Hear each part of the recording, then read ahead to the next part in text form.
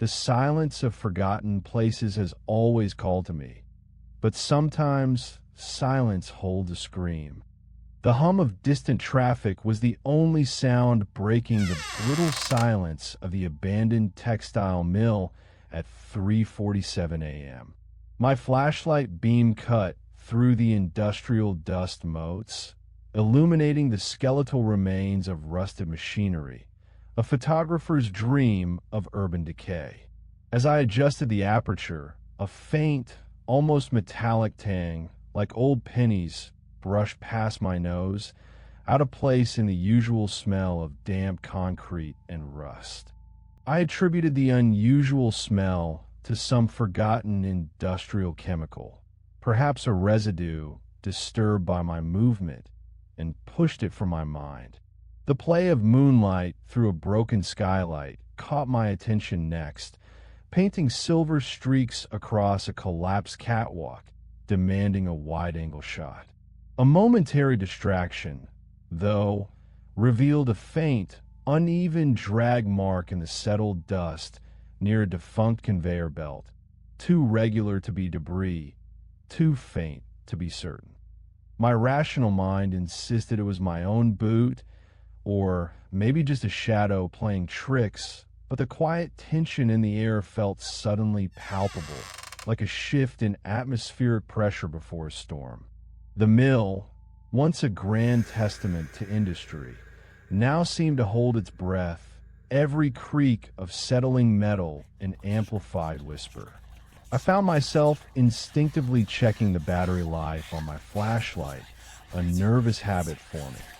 A faint, wet thud echoed from the floor above, distinct from the usual groans of the building.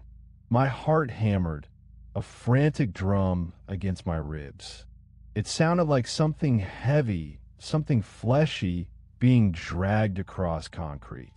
My breath hitched, the metallic tang in the air, now sharper, unmistakable.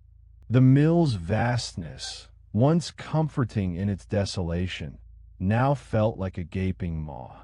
I was utterly alone, miles from anything, swallowed by concrete and steel. Every shadow held a potential form, every whisper of wind a distorted breath. A cold sweat prickled my skin, and an old memory resurfaced. The ghost stories told around campfires of the shadow man who preyed on lost children in abandoned mine shafts, his whisper a promise of endless night. The air grew perceptibly colder here, the concrete floor chilling through my boots. I pressed myself against a grimy pillar, barely breathing.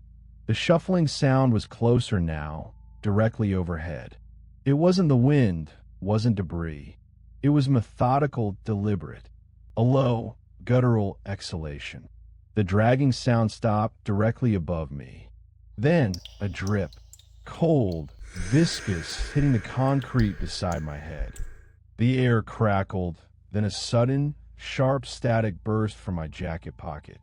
My phone. The sound, so jarringly modern, was a shock.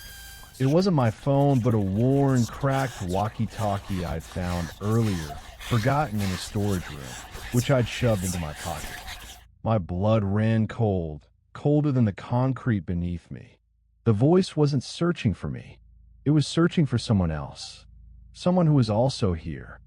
The abandoned places don't just hold history. They hold echoes of horrors, waiting to claim new victims.